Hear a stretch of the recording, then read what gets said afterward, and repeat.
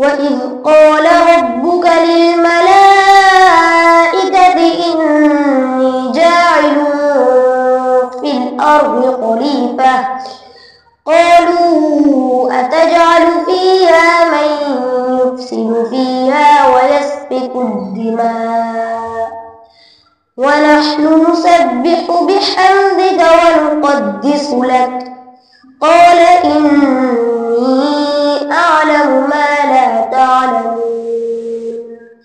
وعلم آدم الأسماء كلها ثم عرضهم على الملائكة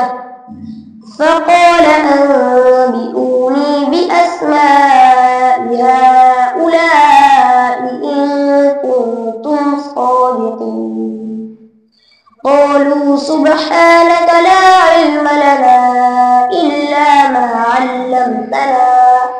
إنك أنت العليم الحكيم قال يا آدم أنبئهم بأسمائهم فلما أنبأهم بأسمائهم قال ألم أقل لكم إني أعلم غيب السماوات والأرض وأعلم ما تبدون وما كنتم تكتمون وإذ قلنا للملائكة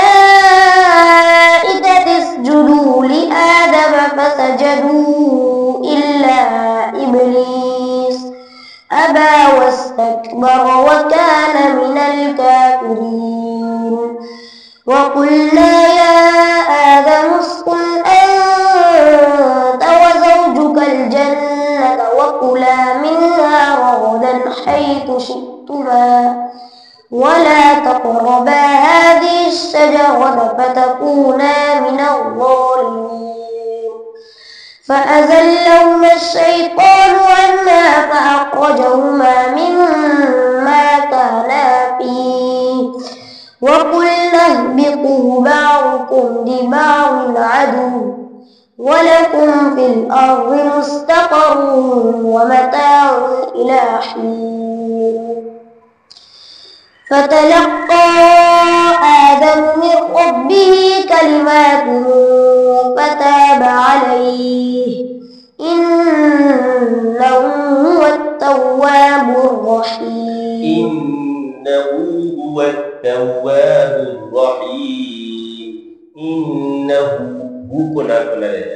إنه هو التواب الرحيم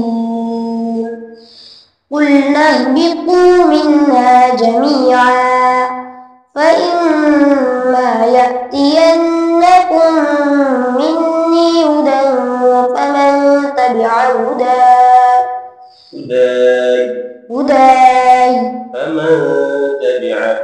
فمن تبع هداي فلا خوف عليهم ولا هم يحزنون والذين كفروا وكذبوا بآياتنا